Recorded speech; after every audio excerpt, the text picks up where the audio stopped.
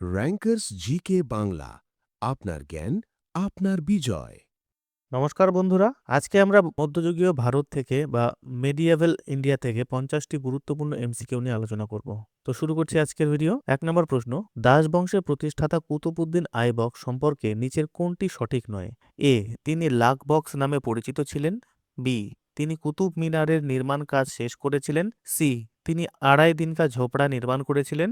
D, তিনি polo খেলার সময় ঘোড়া থেকে পড়ে মারা যান। সঠিক উত্তর বি, তিনি কুতুব মিনারের নির্মাণ কাজ শেষ করেছিলেন। ব্যাখ্যা, কুতুবউদ্দিন আইবক কুতুব মিনারের নির্মাণ কাজ শুরু করেছিলেন, কিন্তু এর নির্মাণ কাজ শেষ করেছিলেন সুলতান ইলতুৎমিশ। 2 নম্বর প্রশ্ন, কুতুবউদ্দিন আইবক তার রাজধানী কোথায় স্থাপন করেছিলেন? এ, দিল্লি। বি, লাহোর। সি, আজমের। ডি, আগ্রা। সঠিক উত্তর বি, লাহোর। ব্যাখ্যা, আইবক তার রাজত্বকালে মূলত লাহোর থেকেই শাসনকার্য পরিচালনা করতেন। পরে ইলতুৎমিশ রাজধানী দিল্লিতে স্থানান্তরিত করেন। 3 নম্বর প্রশ্ন, আলাউদ্দিন খিলজির বাজার দর নিয়ন্ত্রণ ব্যবস্থা প্রধান আধিকারিককে কি বলা হতো? আলাউদ্দিন খিলজির বাজার দর নিয়ন্ত্রণ ব্যবস্থার প্রধান আধিকারিককে কি বলা হতো? এ, দিওয়ানি রিয়াসত। বি, শাহানাই মান্ডি। সি, বারিদ ই মুমালিক। ডি, মুহতাসিব।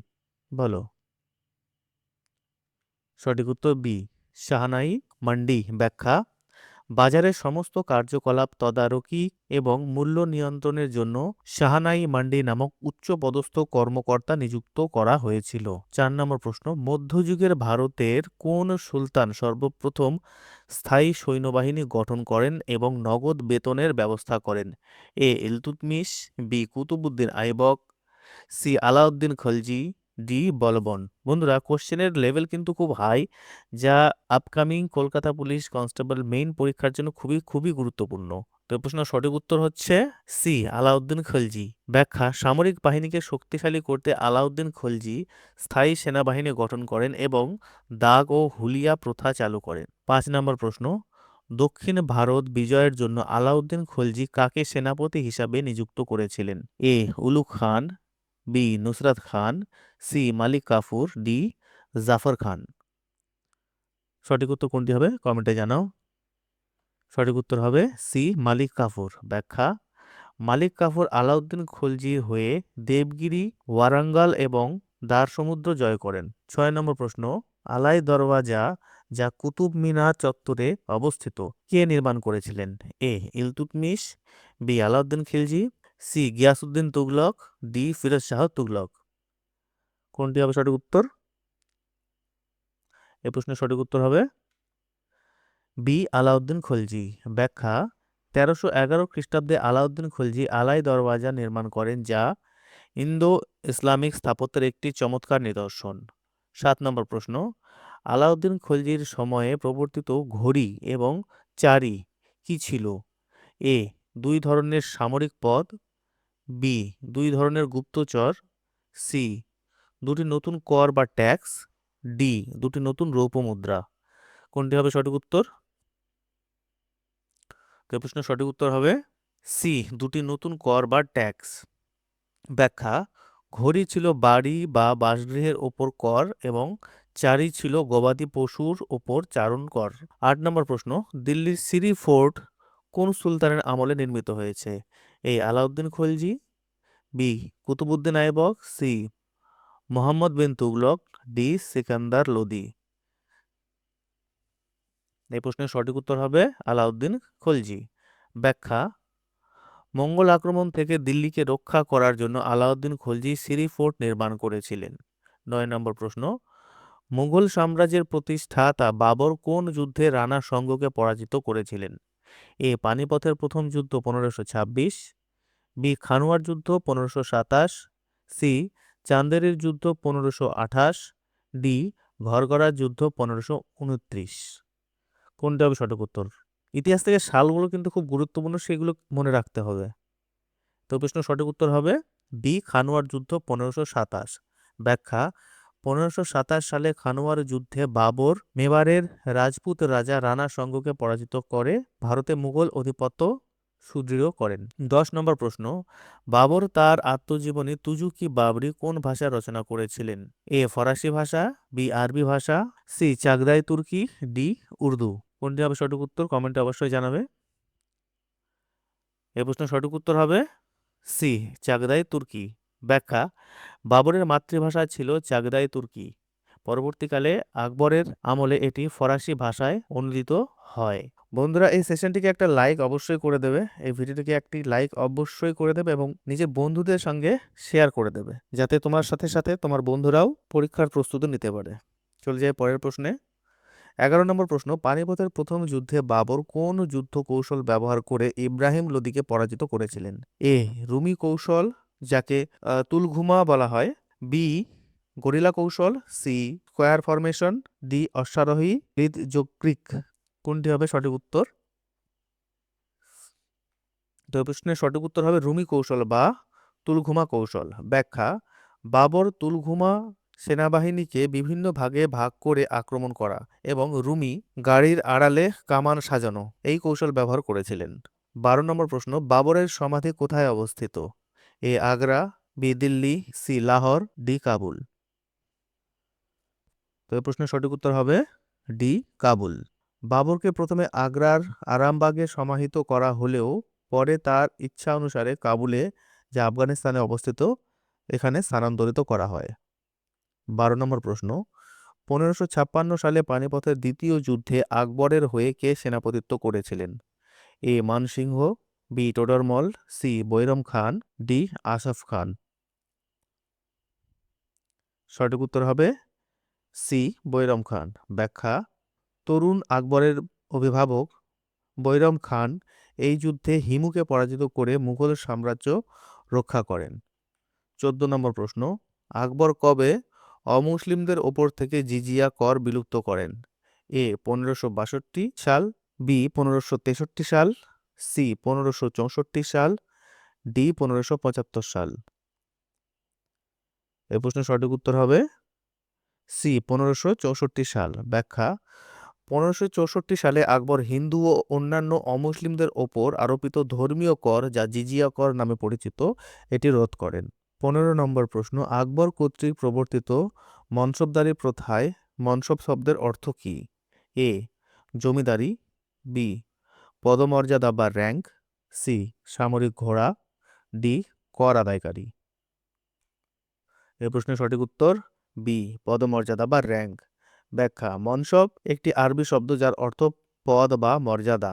এই প্রথায় প্রত্যেক সামরিক ও বেসামরিক কর্মকর্তাকে একটি নির্দিষ্ট পদমর্যাদা দেওয়া হতো। চলে যাব পরের প্রশ্নে। 16 নম্বর প্রশ্ন হচ্ছে, ফতেপুর সিক্রিতে আকবর ইবাদতখানা কেন নির্মাণ করেছিলেন? এ সামরিক আলোচনার জন্য, বি বিভিন্ন ধর্মের পণ্ডিতদের সাথে ধর্মীয় আলোচনার জন্য, সি রাজকীয় কোষাগার হিসাবে, ডি বিশ্রামাগার হিসাবে। সঠিক উত্তর হবে বি বিভিন্ন ধর্মের পণ্ডিতদের সাথে ধর্মীয় আলোচনার জন্য। ব্যাখ্যা, 1575 সালে নির্মিত ইবাদতখানায় আকবর হিন্দু, জৈন, পার্সি এবং খ্রিস্টান পণ্ডিতদের সাথে ধর্মতাত্ত্বিক বিতর্ক করতেন। বন্ধুরা, তোমরা কোশ্চেনের লেভেল দেখে বুঝতে পারছো যে আপকামিং পরীক্ষার জন্য এই প্রশ্নগুলি কতটা গুরুত্বপূর্ণ।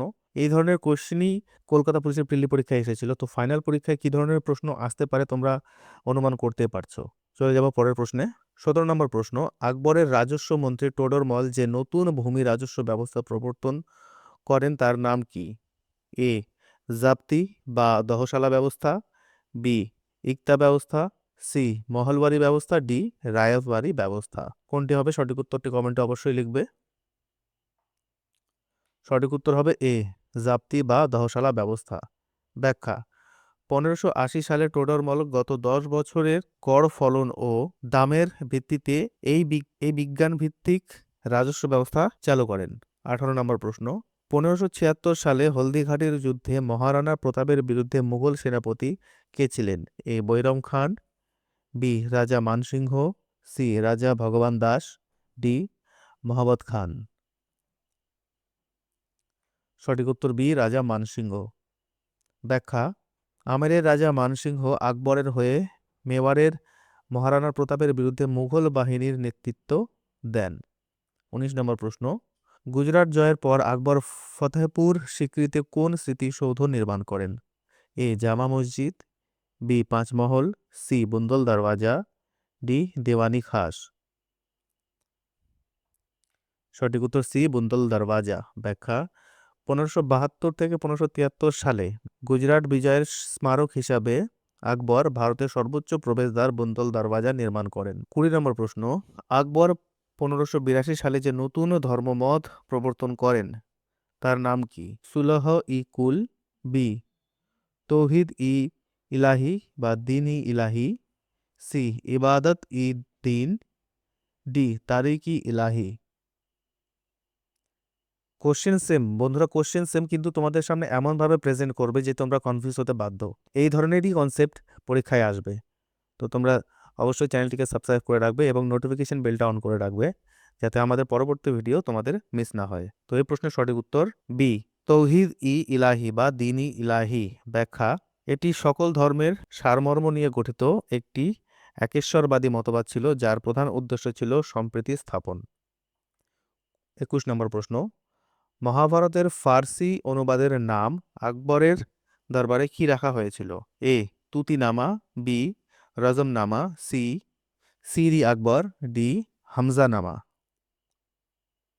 এ প্রশ্নের সঠিক উত্তর বি রজমনামা। ব্যাখ্যা, রজমনামা বুক অফ ওয়ার হল মহাভারতের ফার্সি অনুবাদ, যা ফৈজি এবং আব্দুল কাদির বদাউনির তত্ত্বাবধানে করা হয়েছিল। 22 নম্বর প্রশ্ন, মুঘল স্থাপত্যের সুবর্ণ যুগ কার রাজত্বকালকে বলা হয়? A Akbar, B Jahangir, C Shahjahan, D Aurangzeb. সঠিক উত্তর সি শাহজাহান। ব্যাখ্যা, তাজমহল, লালকেল্লা, জামা মসজিদ সহ বহু বিখ্যাত স্থাপত্য নির্মাণের কারণে শাহজাহানের আমলকে সুবর্ণ যুগ বলা হয়। 23 নম্বর প্রশ্ন, বিখ্যাত ময়ূর সিংহাসন তখত ই তাউস কে নির্মাণ করেছিলেন? A Akbar, B Shahjahan, C Nadir Shah, D Aurangzeb. সঠিক উত্তর বি শাহজাহান। ব্যাখ্যা, শাহজাহান এই বহুমূল্য সিংহাসনটি নির্মাণ করেন, যা পরে 1739 সালে পারস্যের শাসক নাদির শাহ লুট করে নিয়ে যান। 24 নম্বর প্রশ্ন, শাহজাহান আগ্রা থেকে রাজধানী কোথায় স্থানান্তরিত করেছিলেন? A Fatehpur Sikri, B Lahore, C Shahjahanabad Delhi, D Daulatabad. সঠিক উত্তর সি শাহজাহানাবাদ দিল্লি। ব্যাখ্যা, 1638 সালে শাহজাহান দিল্লিতে নতুন শহর শাহজাহানাবাদ নির্মাণ করে সেখানে রাজধানী স্থানান্তরিত করেন এবং লালকেল্লা প্রতিষ্ঠা করেন। 25 নম্বর প্রশ্ন, কোন মুঘল সম্রাট জিন্দা পীর বা জীবন্ত সাধু নামে পরিচিত? A Shahjahan, B Aurangzeb, C Babur, D Jahangir. কোনটি হবে সঠিক উত্তর? সঠিক উত্তর বি ঔরঙ্গজেব। ব্যাখ্যা, তার অত্যন্ত সাধারণ জীবনযাপন এবং কট্টর ধর্মীয় অনুশাসনের কারণে ঔরঙ্গজেবকে জিন্দা পীর বলা হতো। 26 নম্বর প্রশ্ন, ঔরঙ্গজেব পুনরায় কবে অমুসলিমদের ওপর জিজিয়া কর আরোপ করেন? এ 1679 সালে, বি 1669 সালে, সি 1658 সালে, ডি 1607 সালে। এই প্রশ্নটি খুব গুরুত্বপূর্ণ একটি প্রশ্ন। সঠিক উত্তরটি কমেন্টে লিখবে। সঠিক উত্তর হচ্ছে এ 1679 সালে। ব্যাখ্যা, আকবর কর্তৃক বাতিল করা জিজিয়া কর ঔরঙ্গজেব 1679 সালে কট্টর ইসলামিক নীতি বাস্তবায়নের অঙ্গ হিসাবে পুনরায় চালু করেন। 27 নম্বর প্রশ্ন, কোন মুঘল সম্রাট নবম শিখ গুরু গুরু তেগ বাহাদুরকে মৃত্যুদণ্ড দিয়েছিলেন? A Babur, B Jahangir, C Shahjahan, D Aurangzeb. সঠিক উত্তর ডি ঔরঙ্গজেব। ব্যাখ্যা, ইসলাম ধর্ম গ্রহণে অস্বীকৃতির জানানোর কারণে 1675 সালে ঔরঙ্গজেব গুরু তেগ বাহাদুরকে হত্যা করেন। 28 নম্বর প্রশ্ন, ঔরঙ্গজেব তার রাজদরবারে কোন প্রথা নিষিদ্ধ করেছিলেন? এ ঝরকা দর্শন, বি নওরোজ উৎসব পালন, সি সঙ্গীত ও নৃত্য, ডি ওপরের সবকটি।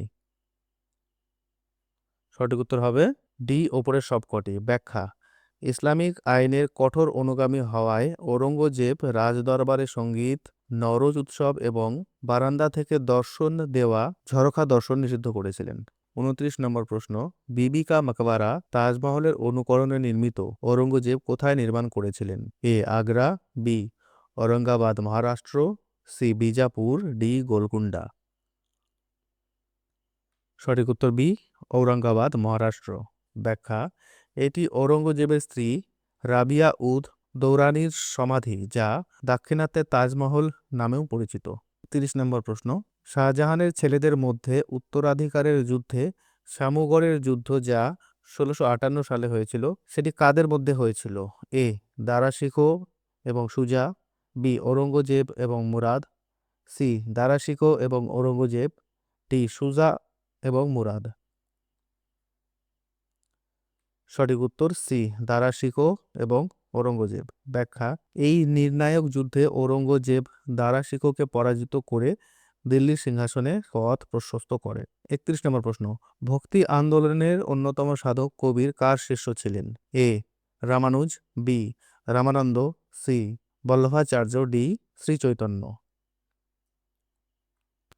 সঠিক উত্তর বি রামানন্দ। ব্যাখ্যা, রামানন্দ উত্তর ভারতে ভক্তি আন্দোলনের প্রসার ঘটিয়েছিলেন এবং কবির রবিদাসের মতো শিষ্য তৈরি করেছিলেন। 32 নম্বর প্রশ্ন, বাংলায় গৌড়ীয় বৈষ্ণব ধর্ম প্রচারে মূল কাণ্ডারি কে ছিলেন? A Jayadeva, B Chandidas, C Chaitanya Mahaprabhu, D Vidyapati. সঠিক উত্তর সি চৈতন্য মহাপ্রভু, শ্রী চৈতন্য মহাপ্রভু।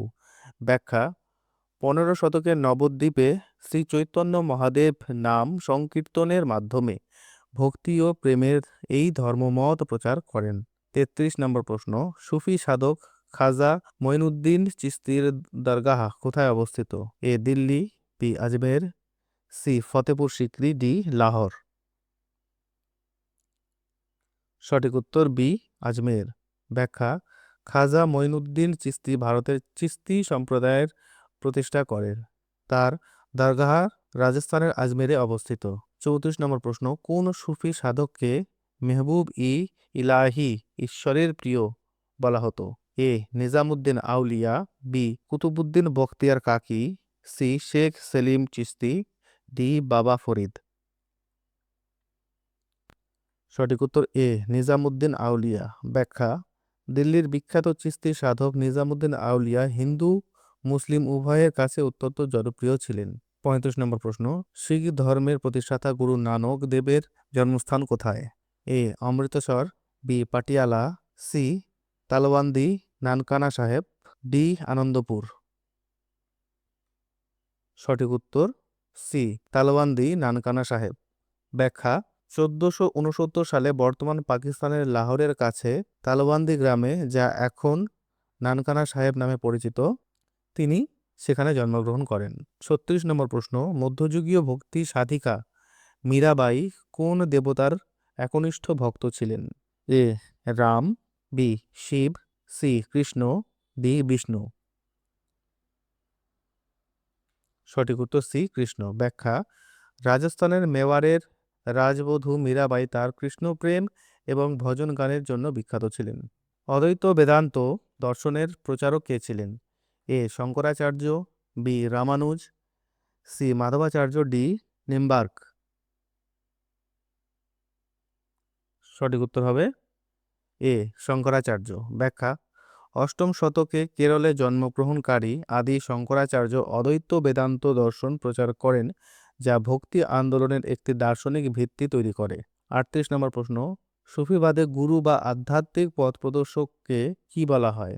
এ মুরিদ, বি পীর বা মুর্শিদ, সি ওয়ালি, ডি জিয়ারত।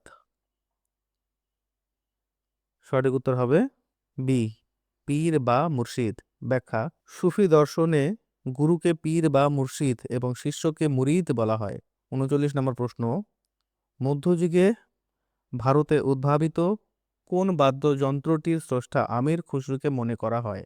এ তবলা ও সেতার, বি বীণা ও বাঁশি, সি সারঙ্গী ও রবাব, ডি সন্তুর। সঠিক উত্তর হবে এ তবলা ও সেতার। ব্যাখ্যা, আমির খুসরো ভারতীয় বীণা এবং ইরানি তাম্বুরার মিশ্রণ ঘটিয়ে সেতার এবং পাখওয়াজকে দুই ভাগে ভাগ করে তবলা আবিষ্কার করেন বলে প্রচলিত বিশ্বাস রয়েছে। 40 নম্বর প্রশ্ন, কাকে তুতি হিন্দ বা ভারতের তোতা পাখি বলা হতো? এ আবুল ফজল, বি ফৈজি, সি আমির খসরু, ডি আল বিরুনি। সঠিক উত্তর সি আমির খসরু। ব্যাখ্যা, ফার্সি এবং হিন্দুস্তানি ভাষার বিখ্যাত কবি আমির খসরু তার সাহিত্যিক অবদানের জন্য এই উপাধি পেয়েছিলেন। 41 নম্বর প্রশ্ন, মুঘল আমলের বিখ্যাত চিত্রশিল্পী দশবন্ত এবং বসাওয়ান কার রাজদরবারে ছিলেন?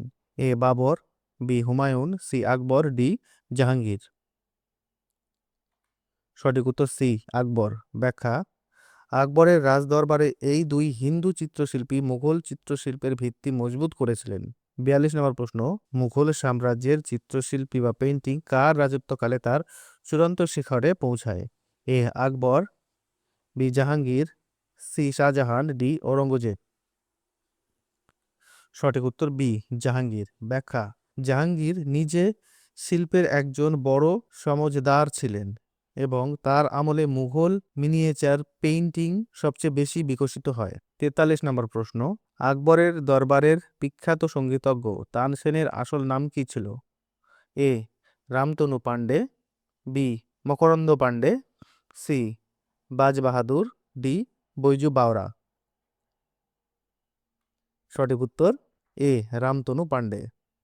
ব্যাখ্যা, মধ্যপ্রদেশের গোয়ালিয়রে জন্মগ্রহণকারী রামতনু পাণ্ডে আকবরের নবরত্নের একজন ছিলেন। তিনি মিয়াকি মাল্লার রাগ সৃষ্টি করেন। 44 নম্বর প্রশ্ন, মুঘল স্থাপত্যে পিয়েত্রা দুরা বলতে কি বোঝায়?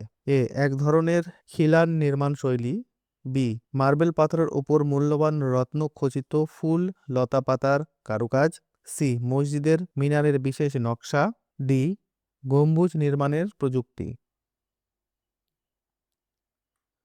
সঠিক উত্তর এ মার্বেল পাথরের ওপর মূল্যবান রত্ন খচিত ফুল লতা পাতার কারুকাজ। ব্যাখ্যা, এই চমৎকার অলঙ্করণ রীতি ইতমাদ উদ দৌলার সমাধি এবং তাজমহলে ব্যাপকভাবে ব্যবহৃত হয়েছে। 45 নম্বর প্রশ্ন, সিরি আকবর নামে উপনিষদগুলিকে ফরাসি ভাষায় কে অনুবাদ করেছিলেন? এ আবুল ফজল, বি আব্দুল কাদের বদাউনি, সি দারা শিখো, ডি শাহজাহান। সঠিক উত্তর সি দারা শিখো। ব্যাখ্যা, শাহজাহানের জ্যেষ্ঠ পুত্র দারা শিখো হিন্দু ও ইসলামী দর্শনের মধ্যে মিল খুঁজতে 52টি উপনিষদ ফার্সিতে অনুবাদ করেন। 46 নম্বর প্রশ্ন, কুতুব মিনার চত্বরে অবস্থিত গুপ্ত যুগের লৌহ স্তম্ভ বা আয়রন পিলার কে নির্মাণ করেছিলেন বলে মনে করা হয়? এ দ্বিতীয় চন্দ্রগুপ্ত বা Vikramaditya, B Samudragupta, C Ashoka, D Kanishka. সঠিক উত্তর এ দ্বিতীয় চন্দ্রগুপ্ত বা বিক্রমাদিত্য। ব্যাখ্যা, এই স্তম্ভটি তার মরিচা প্রতিরোধী বৈশিষ্ট্যের জন্য বিখ্যাত। শিলালিপি অনুসারে এটি রাজা চন্দ্র, সম্ভবত দ্বিতীয় চন্দ্রগুপ্ত দ্বারা নির্মিত। 47 নম্বর প্রশ্ন, সুলতানি যুগের আকবর কাকে বলা হয়? A Alauddin Khalji, B Iltutmish, C Firoz Shah Tughlaq, D Sikandar Lodi. সঠিক উত্তর সি ফিরোজ শাহ তুগলক। ব্যাখ্যা, তার জনকল্যাণমূলক কাজ, খাল খনন, হাসপাতাল, দারুল শিফা এবং নগর নির্মাণের কারণে তাকে এই আখ্যা দেওয়া হয়। 48 নম্বর প্রশ্ন, মধ্যযুগীয় ভারতে উলেমা বলতে কাদের বোঝানো হতো?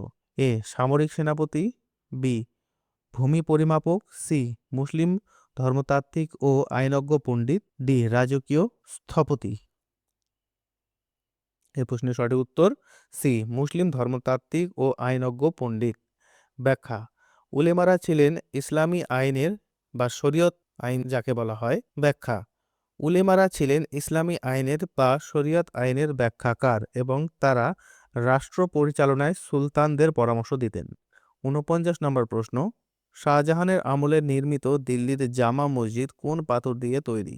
এ শুধুমাত্র সাদা মার্বেল, বি লাল বেলে পাথর বা রেড স্যান্ডস্টোন এবং সাদা marble, C granite, D basalt. এই প্রশ্নের সঠিক উত্তর বি লাল বেলে পাথর বা রেড স্যান্ডস্টোন এবং সাদা মার্বেল। ব্যাখ্যা, মুঘল স্থাপত্যের অন্যতম এই শ্রেষ্ঠ নিদর্শনটি মূলত লাল বেলে পাথরের তৈরি, যার গম্বুজ এবং কিছু অংশে সাদা মার্বেলের ব্যবহার রয়েছে। 50 নম্বর প্রশ্ন এবং আজকের শেষ প্রশ্ন, তারিখ-ই-ফিরোজ শাহী গ্রন্থটির রচয়িতা কে? A. Ziauddin Barani, B. Minhaj uj Siraj, C. Ibn Battuta, D. Hasan Nizami. এই প্রশ্নের সঠিক উত্তর এ. জিয়াউদ্দিন বারানী। ব্যাখ্যা: এই ঐতিহাসিক গ্রন্থে বলবন থেকে শুরু করে ফিরোজ শাহ তুগলকের রাজত্বের প্রথম 6 বছরের ইতিহাস বর্ণিত আছে। তো এই ছিল মধ্য ভারত থেকে 50টি গুরুত্বপূর্ণ এমসিকিউ, যেখান থেকে তোমরা কলকাতা পুলিশ কনস্টেবল মেইন 2026 পরীক্ষায় 100% কমন পাবেই পাবে। দেখা হচ্ছে পরের ভিডিওতে। ততক্ষণ ভালো থাকবে, সুস্থ থাকবে এবং নিজের পরীক্ষার প্রস্তুতি জোরদারভাবে চালিয়ে যাবে। ধন্যবাদ।